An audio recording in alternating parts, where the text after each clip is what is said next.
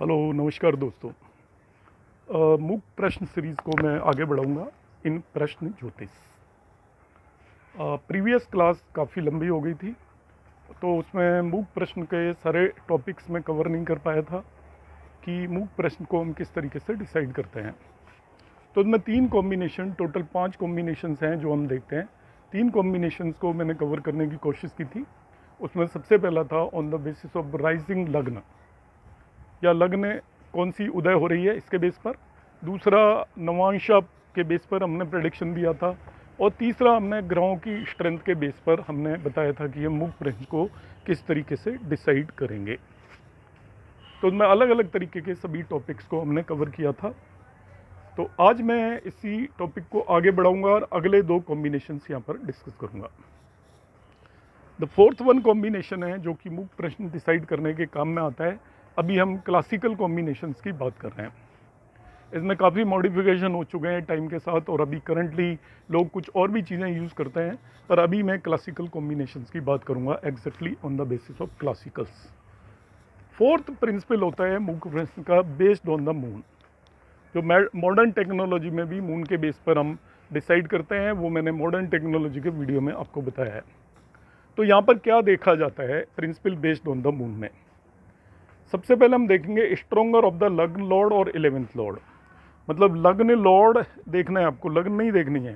Stronger of the लग्न Lord, जो भी लग्न लॉर्ड है और 11th लॉर्ड से में जो भी दोनों स्ट्रोंगर हों, दोनों में से स्ट्रेंथ देखेंगे। स्ट्रेंथ जनरली हम देखें उसके प्लेसमेंट, एस्पेक्ट, एटसेट्रा के बेस पर।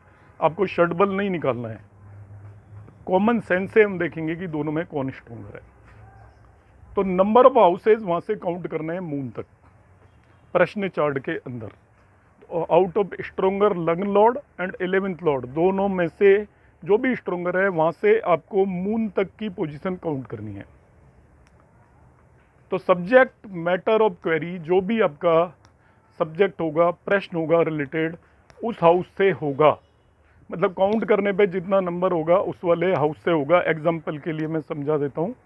सपोज लग्न लॉर्ड और 11th लॉर्ड में 11th लॉर्ड स्ट्रोंगर है, लग्न लॉर्ड और 11th लॉर्ड में 11th लॉर्ड स्ट्रोंगर है, और वो 11th हाउस में ही बैठा हुआ है। सपोज यहाँ पे मैंने मान लिया शनि स्ट्रोंगर है लग्न लॉर्ड मार्स से।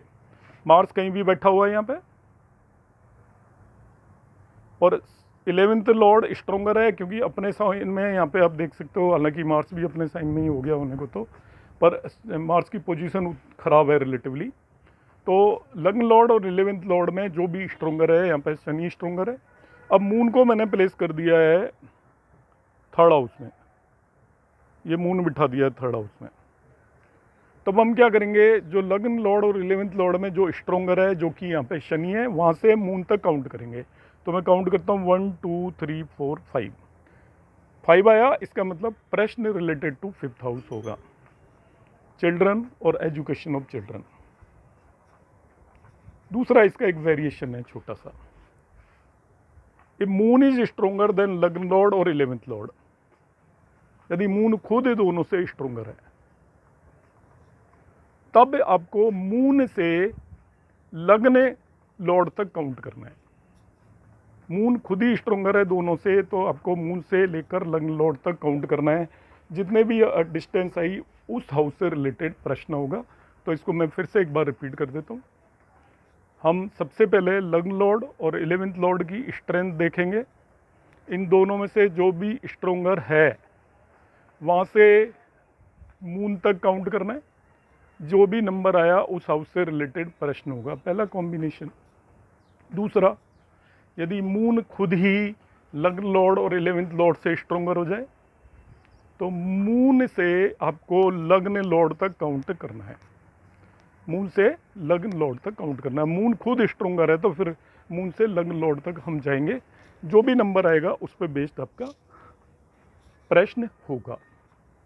लास्ट कॉम्बिनेशन जो इसमें डिस्कस करूंगा वो है प्रिंसिपल बेस्ड ऑन नक्षत्र ऑफ लग्न। लग्न का क्या नक्षत्र है, सिंपल है कॉम्बिनेशन नक्षत्र और लग्न की। लग्न किस नक्षत्र में हम देख लेंगे। तो नक्षत्र और लग्न पे बेस्ड क्या करना है आपको। यदि अश्वनी, मघा और मूल 1, 10 और 19 हो गया, 1, 10 एंड 19। ये तीनों नक्षत्र हमारे सेम हो गए केतु के। यदि केतु के नक्षत्र हैं तो क्वेश्चन रिलेटेड होगा धातु और कर्म, मेटल और कर्म से रिलेटेड हो जाएगा। फिर आपके नक्षत्रों 2, 2, 11 एंड 20 नक्षत्र वीनस के हो जाएं तो प्रश्न रिलेटेड होगा मूल और भोग, एंजॉयमेंट। 3, 12 और 21, 3, 12 एंड 21 कृतिका, उत्तर फाल्गुनी, उत्तर आषाढ़ा नक्षत्र हो जाएं तो प्रश्न रिलेटेड होगा जीव, और इससे बोलते हैं नाश या डिस्ट्रक्शन। तो मैंने बताया पहले 3 ग्रहों के नक्षत्र हैं। यदि केतु का है तो प्रश्न रिलेटेड टू होगा मेटल या एक्शन। नक्षत्र यदि केतु के बाद यदि शुक्र के आ जाते हैं वीनस के तीनों नक्षत्र तो वो एंजॉयमेंट से रिलेटेड होगा। वीनस मीन्स एंजॉयमेंट, मूल या भोग, उसको मूल भी बोलेंगे।